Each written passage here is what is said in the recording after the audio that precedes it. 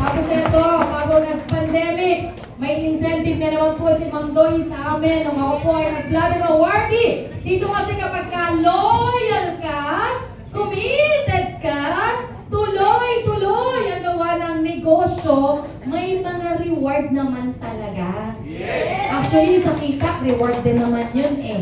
Oo. So yung mga walang kita, hindi na-rewardan kasi baka hindi ka naman nagtatrabaho.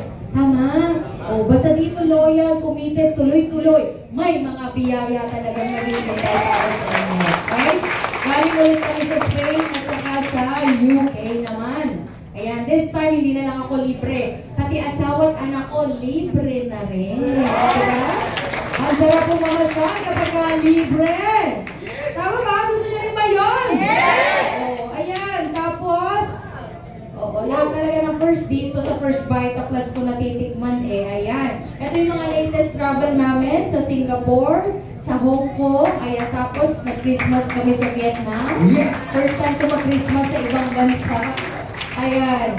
And last February, galing ulit kami ng Hong Kong ng mga core leaders ng Knights of the Champion. Okay? And syempre, naging top consistent awardee simula pa ng 2006, naging Hall of Fame ng 2010, Icon, Circle of Excellence Award, Platinum Awardee, Legacy Awardee! Grabe! At dito, hindi lang kotse, bahay pa siya lang nakukuha. Pati ang jowa, di ba apply Nancy?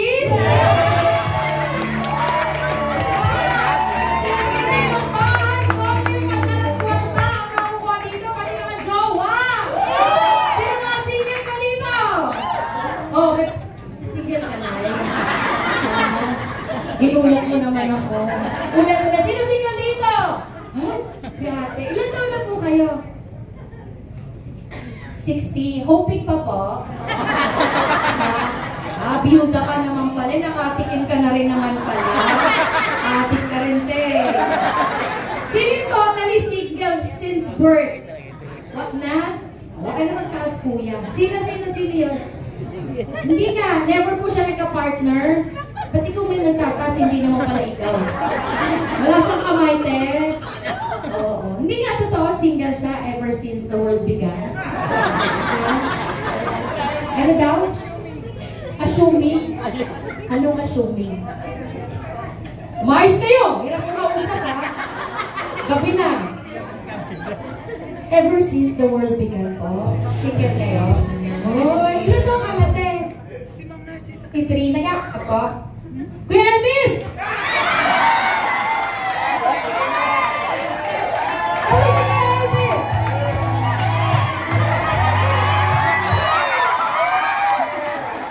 Kuya Elvis! 63 daw, nag-aanaw!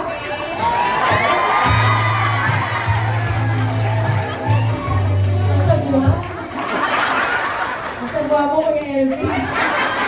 Love you. Oo, si Kuya Elvis marami na papasali ko sa dating app.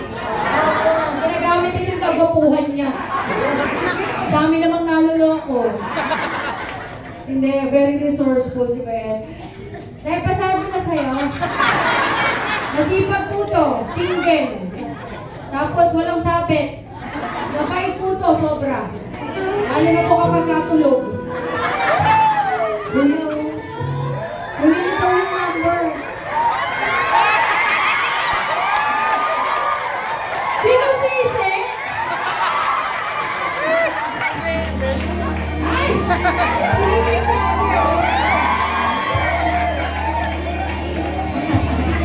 Love you, ma'am. Pero, hindi ba pasado? Masakali. Willing po kami magninang ni Ma'am Nancy. Si Ma'am Nancy pa nun, hindi basta-basta nakuha ang ninang to. Pero sa inyo, payag po siya. Parang baliktad eh. Parang lolo ko na kayo eh. Ano ba ito? Saglita. Balik tayo sa trabaho. Basta sa mga single, may pag-asa po. Habang buhay ka, may pag-asa. Habang gumagana yung Sir Elvis.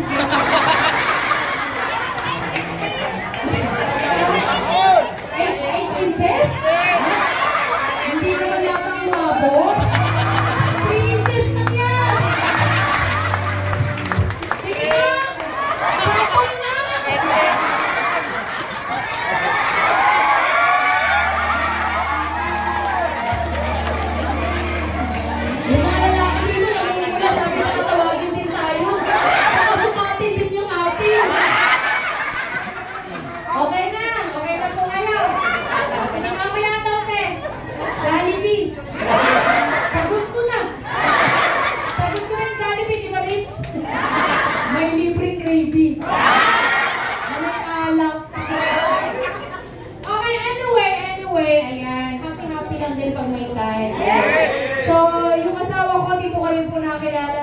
nurse by profession. So, yan. Kaya kung sinasali yung wedding namin, yung wedding picture namin sa mga achievements ko, kasi yung pinakasal po namin, ni Kong Duling, hindi po kami nanghingi sa parents namin.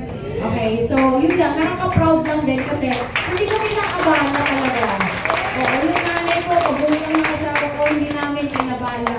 So talagang katas ng Vita Plus lahat ng meron kami ngayon. So, as in lahat, mula ulo hanggang paa. Lahat po katas ng First Vita Plus. Ayan.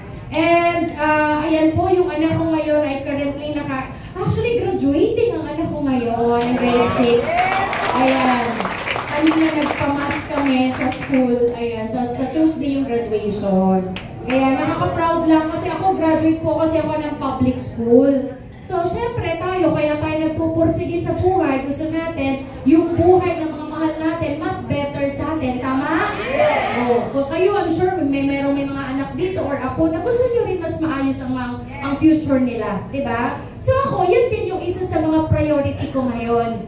Kasi tapos na ako sa nanay ko eh. Well, hindi naman tapos. Ibig ko sabihin yung mga major na pangangailangan ng nanay ko na ibigay ko naman bago ako nag-asawa. So sabi ko sa nanay ko, sarili ko naman yung haharapin ko din ngayon. And may anak ako, ayan, na grade 6 ngayon. So siya naman yung priority ko kung bakit ko pa rin patuloy na hinahataw si First Vita Plus. Okay? And, ayan, ang first birthday niya, pinasira ko ang isang bar sa Mall of Asia. O, diba? O, surely, bakit ka naman gumagastos ng malaki para sa mga simpleng birthday? Yan po kasi pangarap ko. Yan yung mga bagay na hindi ko natikman sa buhay ko. So, ang goal ko talaga, yung mga pangarap ko talaga, yung mga hindi ko natikman, yun yung ipapatikim ko sa anak ko. Kaya nga ayokong mag-asawa ng mahirap eh. Kasi nga alam ko, pag mahirap kami, mahirap anak ko, hindi ko kayang ibigay yung gusto ko, masasaktan ako. At ayoko yun. Kaya ayokong mandamay. Kaya sabi ko, hindi talaga ako mag-aasawa hanggat hindi okay ang buhay ko. Okay? Promise po, ladies and gentlemen, masarap pong mag-asawa pag ikaw financially okay. Totoo po. Nung nanganak ako, hindi ko pinagdadasal gabi-gabi na sana normal ang panganganak ko. Bakit kayo nagdadasal na sana normal? Kasi, mas tipid, diba? Ako wala. Basta lumabas ng healthy anak ko, okay lang. Kasi nga, alam ko, kaya kong bayaran yung hospital. Tama? Birthday ng anak ko, hindi problema. Kasi alam ko, kaya ako nagpapakahirap dahil dun sa mga gusto kong mangyari. Kaya tinitiis ko yung pagtatawa ng ibang tao, kaya po hindi ko kinahiya yung ginagawa ko. Kaya hindi ko iniinda yung pagod, yung hirap, yung puyat, yung gutom. Yung gutom. Hindi ko talaga pinapansin yung gutom. Hindi talaga. Totoo po yun. May pangkain ako, pero walang oras kumain. Kami po ni Mang Nancy, ang hataw namin, araw-araw talaga dati. 5, 6, pinakamaunti siguro 3 tok sa isang araw. Wow! Yes, wow! Totoo po yun. Kaya nagtataka ko yung iba, busy, pero pagdating ng Biyernes, walang cheque. Saan yung ginawa yung pagka-busy? Saan inilaan? Diba? Na-imagine nyo ba yun? Kami po dati talaga, hindi pa kami uuwi. Kapag mga 11 a.m., 11 p.m. pala, nakumaano pa para sa amin yun. O saan ba yung next natin? Ganun po kami. Halimbawa, may talk sa Pangasinan. Ano ba dadaanan na papuntang Pangasinan? Bulacan, Pampanga, Tarlac. O, ang ginagawa namin, magtatawag kami ng pwedeng daanan para tuhog ang hataw.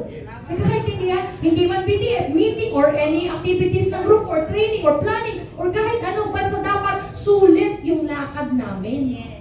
Araw-araw yun, hindi linggo-linggo. Araw-araw. Minsan nga nagigising ako, tinanong ko nanay ko sabi ko, Nay, anong araw ngayon? Hindi ko na po talaga namomonitor yung araw sa sobrang kabisihan namin. O para niya si Ate Marlene, grabe hataw niya sa Mindanao. Grabe yan. Hindi yan nakatakot sa mga abo sayap. Oo, buti na lang magaling kang magbisaya. Oo, diba lagi? Oo. Ganun talaga kasi gusto magkaroon ng magandang resulta eh. Pero top burner na, pero bakit until na humahataw? Kababaeng tao, hinaharap na kami baril sa Mindanao. Kasi nga, gusto mabago yung buhay.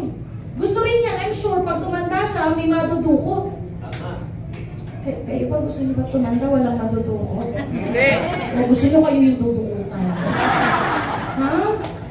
Di ba masarap din naman tumanda nang marami tayong ipon? Yes! Yung di mo mag-around the world ka na lang katulad ni Ma'am Nancy? Yes! Pero hindi pa po matanda si Ma'am Nancy, bata pa po yan. Yes! Di ba lahat tayo gusto natin yun eh? Di ba pangarap nyo rin yun? Yung tipong pinag-aagawan ka ng mga anak at apo mo kasi alam nila marami kang maibibigay sa kanila. Yes! Tama? Yes! Nakalulungkot man sir, yes. Nakakalungkot isipin, ha? Pero lahabo. Pero totoo yun. Yes! Tingnan niyo yung mga magulang na walang kwarta. Anong trato ng mga anak dyan? Nay, doon ka na kay kuya, doon ka na kay ate, masigip kami dito. Di wala nga kami pambayad sa kuryente, sa dadagdag ka pa. Eh pag maraming pera kahit masigip, Nay, kalungin kita pagtulog! Eh nanay, huwag ka na magtrabaho, pakakainin kita mayat-maya. Let's face it, pinagtatawanan natin pero nangyayari yan. Yes! Naalala ko po kasi, alam nyo kasi ako, marami akong pinaggalingan eh. Kaya ako gigil-gigil sa Vite. Alam niyo po dati, kasi nga maaga namatay tatay ko, pag kami pumupunta sa in-laws ng nanay ko, sa side ng tatay ko, kapag Pasko to, lahat po ng mga pinsan ko sa sala sila kumakain. Kami sa kitchen. Imagine niyo kasi patay na yung tatay ko, tapos mahirap nanay ko. Eh may mga kaya-kaya sila. Imagine niyo yung mga pinsan mo sa sala, kayo sa kitchen. Kaya ako maraming hugot sa buhay eh. Kaya ako gigil-gigil dito sa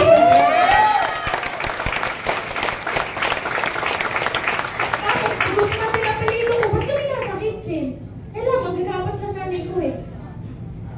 Ay, okay lang tayo, sanay na ako.